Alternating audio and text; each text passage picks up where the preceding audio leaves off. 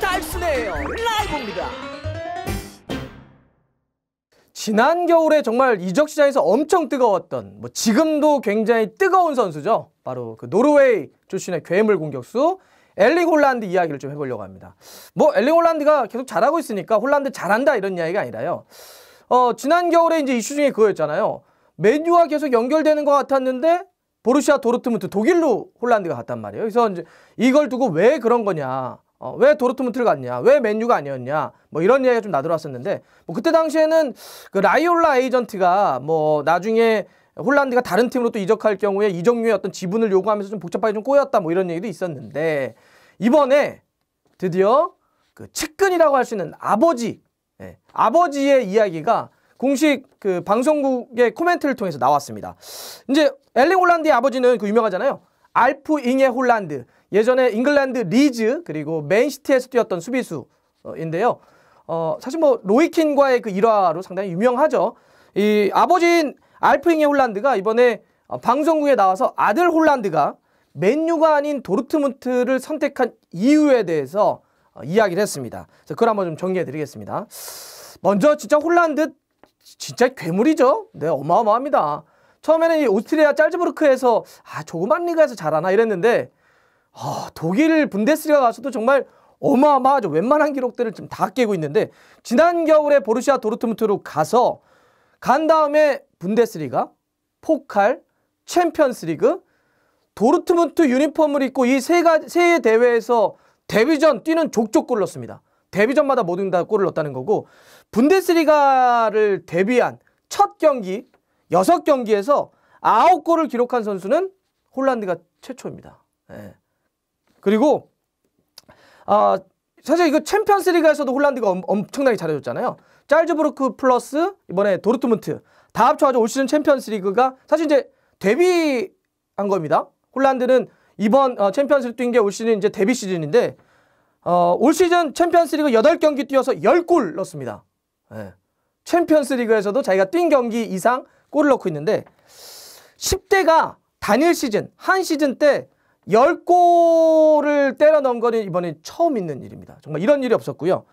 또 데뷔한 시즌에 10골 이상을 때려 넣은 거는 홀란드가 5번째입니다. 전설들의 이름들이 앞에 있는데, 클라우디오 술세르, 주스트 퐁텐, 사디오 마네, 피르미누 이어서 홀란드입니다. 그러니까 정말 이 퐁텐부터 해서 이렇게 전설적인 이름들이 쫙 있는데 거기에 홀란드가 들어갔으니까 아까도 말씀드렸죠. 10대로는 이게 처음이라고요. 정말 어마어마한 스탯입니다. 근데 더 진짜 놀라운 건 이런 거잖아요. 이런 홀란드가 만으로 19살입니다. 2000년생 7월생이니까 지금 만으로 19살인데 정말 일단 갖고 있는 걸 다 갖고 있다는 느낌 아니에요? 이렇게 진짜 그 재능을 내려주셔도 되나? 194cm 피지컬에, 근데 발이 느리나요? 안 그러잖아요. 발도 굉장히 빠르고 머리, 발, 결정력 다 좋죠. 또 희소성 있게 왼발도 잘 써요. 그다음에 포지셔닝 이것도 진짜 좋잖아요. 올 시즌 홀란드의 시즌 히트맵인데 보세요.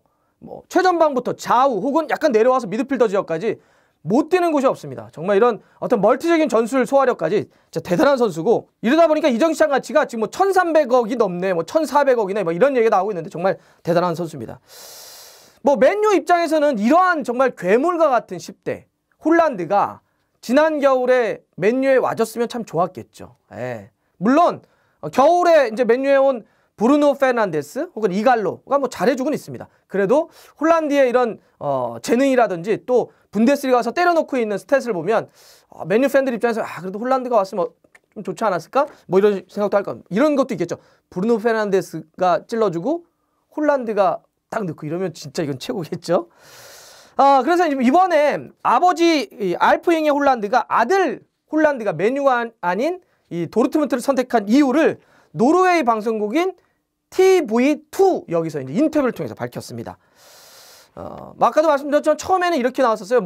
그 라이올라 슈퍼 에이전트가 이적 지분 때문에 이렇게 복잡한 과정 속에서 맨유보다는 나중에 이적 지분을 받을 수 있는 도르트문트를 갔다 이런 얘기가 그 직후에 나오기도 했었는데, 아버지가 이번에 그 방송국에 나가서 밝힌 이유를 딱딱 정리 한번 해드리겠습니다. 첫 번째, 맨유의 솔샤르 감독은 아들 홀란드를 무척 원했다.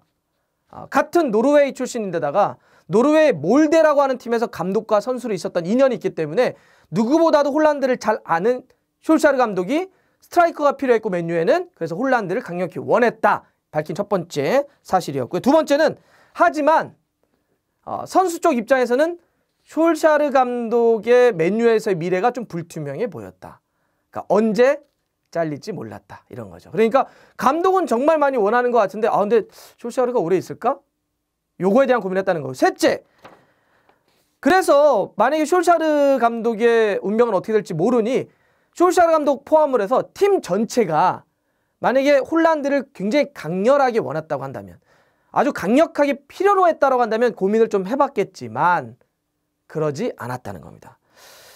구체적으로는 맨유의 이사회에서 적극적이지 않았다. 아들 홀란드를 영입을 하려고 한다. 이렇게 이야기를 했거든요.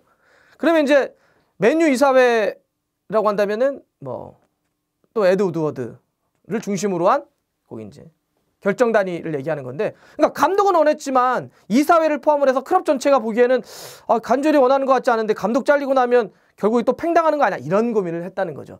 그렇게 해서 고민을 하고 있는데 도르트문트 쪽에서는 너무나 강력하게 너무나 간절하게 홀란드가 좀 와줬으면 좋겠다 이렇게 나섰다는 거죠. 그래서 결과적으로는 도르트문트를 선택을 했다가 아버지 알프잉의 홀란드가 밝힌 아들 홀란드의 도르트문트 행의 이유입니다. 근데 여기까지는 이제 아까 얘기했던 것처럼 노르웨이 방송국 TV2 여기서 이제 인터뷰를 통해서 요약해 드린 건데, 근데 요거는 뭐 코멘트를 한 거니까 아버지가 뭐 얘 있는 그대로 받아들여야 되겠죠. 근데 여기는 지금 해석이 좀 필요한 것 같아요. 해석. 이 이야기를 왜 했지? 이 시점에? 어찌 보면 사실 이적의 이야기는 그렇게 쉽게 공개하지 않습니다. 왜냐하면 아주 중요한 결정이고 내부적인 은밀한 거기 때문에 특히 이루어지지 않았던 거에 대해서 이렇게 자세히 설명할 필요가 없죠. 근데 왜 했을까? 그래서 지금 잉글랜드에 있는 뭐 데일리 메일이라든지 이런 데도 이거에 대한 해설을 하고 있습니다. 해석을 하고 있어요. 왜 아버지가 이 타이밍에 나와서 이런 이야기를 했을까? 자, 세 가지로 이것도 요약됩니다. 자, 첫 번째, 맨유 이사회, 즉 에드 우드워드에 대한 저격이다.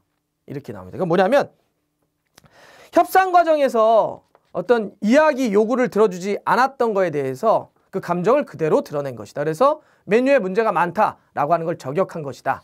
이렇게 얘기하는 게 있고요. 두 번째, 사실 결과적으로 이제 홀란드가 도르트문트를 갔잖아요. 그때 다음에 무슨 얘기가 상당히 많이 나왔어요? 결국 돈 때문에 간 거 아니냐 이런 얘기 나왔잖아요. 그러니까 나중에 도르트문트 갔다가 도르트문트에서 다른 팀으로 갈 때 이적료가 발생하는데 이적료에 얼마를 요구했다는 거 아니에요? 라이올라가. 근데 라이올라가 요구했으면 그거를 에이전트만 갖는 게 아니겠죠. 또 선수에게는 어느 정도 지분이 들어가 있죠. 그러니까 이런 이야기가 돌았다는 거예요. 돌다 보니까 돈 때문에 결국 도르트문트 간 거 아니야 라고 했기 때문에 이거에 대한 해명 혹은 반박이다. 우리가 돌문을 선택한 건 그것 때문에 돈 때문에 그런 게 아니야. 맨유가 우리에게 적극적이지 않았어 라고 화살을 약간 다른 쪽으로 돌리는, 이슈를 다른 쪽으로 좀 돌리는 그런 이야기가 아니냐라고 하는 해석이 있고요. 마지막 세 번째 해석은 이런 게 있습니다.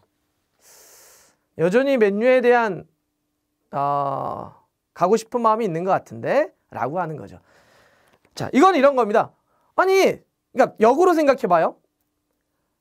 감독은 솔샤르 감독은 되게 원했는데 클럽 전체가 좀 우리를 강력하게 원한 건 아니잖아. 그래서 우린 못 갔어 라고 이런 이야기를 하면 팬들이나 주위에서 뭐라 그럴 거예요. 그러면 야, 이 사회는 홀란드 이런 친구 좀 잡아줘야 되는 거 아니야? 또 적극적으로 나서야지 라고 하면서 선수 쪽에서는 무언의 메시지를 던지고 있다라고 하는 거예요. 자, 맨유가 문을 열어준다면, 좀 적극적으로 나서준다면, 그리고 일정 정도 대우를 해준다면 갈 용의가 있어 라고 해석하는 게 있습니다. 그래서 이것도 역시 데일리 메일이 포함되고 있는데, 그래서 맨유도 다가오는 또 여름이라든지 아니면 이후에 홀란드의 성장이라든지 이런 걸 보면서 다시 한번 손을 적극적으로 내밀 가능성이 있다. 이렇게 해석하고 있습니다. 자, 이거 보면 좀 복잡하죠. 사실 이적이라고 하는 건 우리가 팀을 옮기는 매우 중대한 결정이기 때문에 이 안에는 에이전트, 선수, 구단에 굉장히 많은 이해와 요구들이 걸려 있습니다. 그래서 이번에도 아버지까지 나서가지고 방송국에서 인터뷰를 했는데 코멘트를 한 그 내용 자체도 그냥 그대로 우리가 받아들이되 그 안에 숨어있는 메시지가 무엇인지, 그래서 결과적으로는 이 괴물이라 불리우는 엘링 홀란드가 나중에는 진짜 어떤 팀으로 갈지 한번 한번 지켜보겠습니다. 자, 좋아요, 구독 걸립니다. 알람 들어갔어요.